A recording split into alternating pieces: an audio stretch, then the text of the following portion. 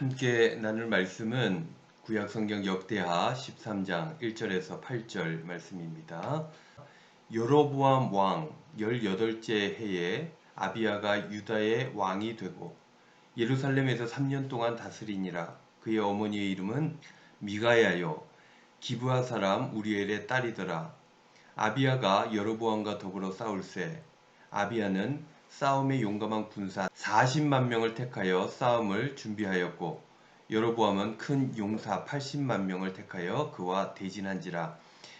아비야가 에브라임 산 중 스마라임 산 위에 서서 이르되 여로보암과 이스라엘 무리들아 다 들으라. 이스라엘 하나님 여호와께서 소금 언약으로 이스라엘 나라를 영원히 다윗과 그의 자손에게 주신 것을 너희가 알 것 아니냐. 다윗의 아들 솔로몬의 신하 느밧의 아들 여로보암이 일어나 자기의 주를 배반하고 남봉꾼과 잡배가 모여 따름으로 스스로 강하게 되어 솔로몬의 아들 르호보암을 대적하였으나 그때의 르호보암이 어리고 마음이 연약하여 그들의 입을 능히 막지 못하였었느니라. 이제 너희가 또 다윗 자손의 손으로 다스리는 여호와의 나라를 대적하려 하는도다. 너희는 큰 무리요 또 여로보암이 너희를 위하여 신으로 만든 금 송아지들이 너희와 함께 있도다. 아멘.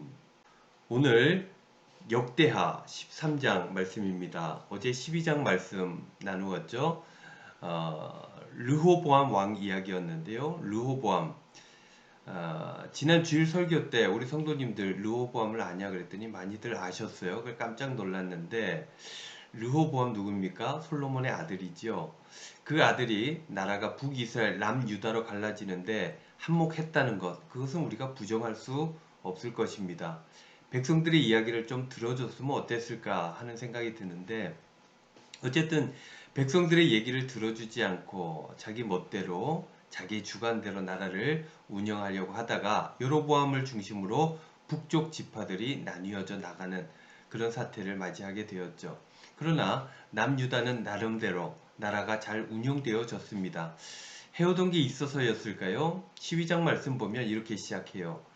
12장 1절 앞부분을 보면 르호보암의 나라가 견고하고 세력이 강해짐에 이렇게 시작합니다. 나름대로 국가 운영을 제대로 했던 것 같아요.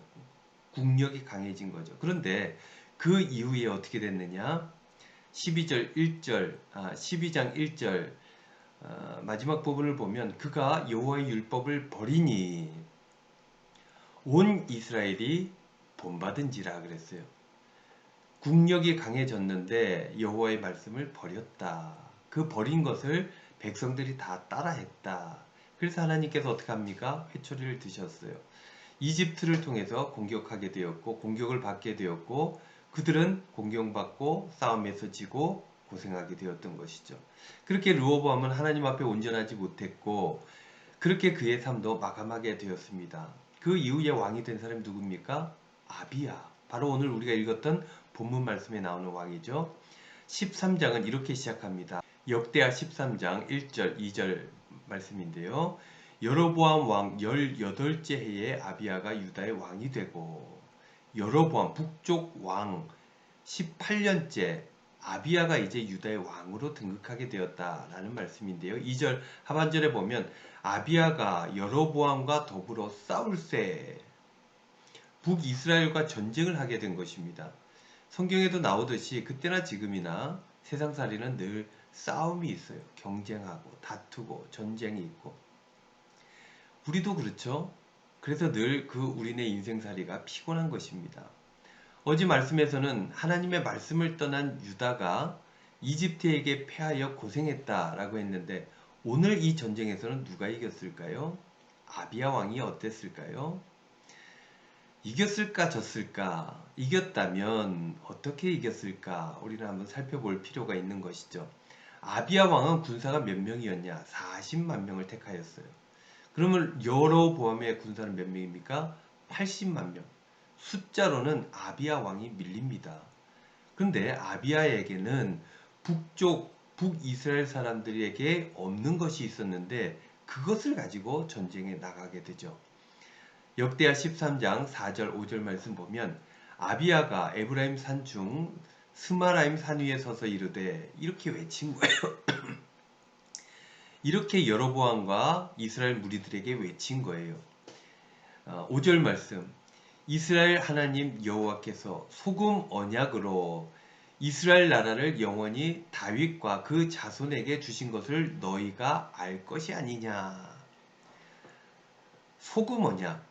소금은 뭐예요? 변하지 않는 것, 부패를 막아주는 것, 영원하다는 의미로 쓰여집니다. 하나님과 다윗이 이 영원한 언약을 맺었는데 이 정통성은 유다에게 있다는 거예요. 왜냐? 하나님의 약속이 있기 때문에. 너희들은 없지 않느냐? 너희들은 하나님 섬기지 아니하고 금송아지를 섬기지 않느냐? 그 뒤에 말씀 쭉 읽어보면 제사장도 돈으로 사는 것 아니냐? 너희들은 하나님 앞에 온전하지 않지 않느냐? 이 이야기를 하는 거예요. 이 하나님께서 다윗에게 언약하신 그 언약, 그것을 아비야는 기억했던 것이고 그 언약, 다윗 가문을 지켜주시겠다는 하나님의 언약 약속을 믿었던 것입니다. 그 믿음으로 아비야는 백성들과 함께 전쟁으로 나아갔던 것이고 하나님의 약속을 위해 하나님의 약속을 믿고 하나님 약속을 가지고 나아갔던 거예요. 그 결과 어떻게 돼요? 남유다가 승리하게 되었습니다. 역대하 13장 18절 말씀. 그때 이스라엘 자손이 항복하고 유다 자손이 이겼으니 이는 그들이 그들의 조상의 하나님 여호와를 의지하였음이라. 하나님을 의지하고 하나님의 약속을 믿고 싸우면 이긴다라는 메시지를 13장은 우리에게 주고 있는 거예요. 우리네 인생에는 늘 다툼이 있고 전쟁이 있다 그랬잖아요. 여러분들은 무엇을 가지고 싸웁니까? 돈을 가지고 싸웁니까? 아니면 자기 능력을 가지고 싸웁니까? 물론 능력도 돈도 다 중요하죠. 그러나 더 중요한 게 있습니다.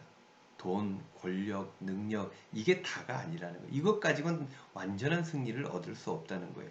그러면 완전한 승리를 위해서 우리에게 필요한 건 무엇입니까? 바로 믿음이에요. 믿음을 가지고 나아가야 한다. 하나님께서 나를 사랑하신다는 그 믿음, 하나님께서 나를 선하게 이끄신다는 그 믿음, 하나님께서 나에게 하나님 나라를 약속해 주셨다는 그 믿음, 그 믿음이 있어야 된다. 그 믿음을 가지고 살아갈 때 우리는 혹여 넘어진다 할지라도 일어날 수 있게 되고 포기하지 않게 되고 끝내 승리할 수 있게 된다라는 것입니다. 사랑하는 성도 여러분, 오늘 하루 살아가실 때 이 믿음, 이 약속 가지고 살아가시고 기쁨으로 승리하며 복된 삶을 누리시는 저와 여러분들 다 되시기를 우리 주님의 이름으로 축원드립니다.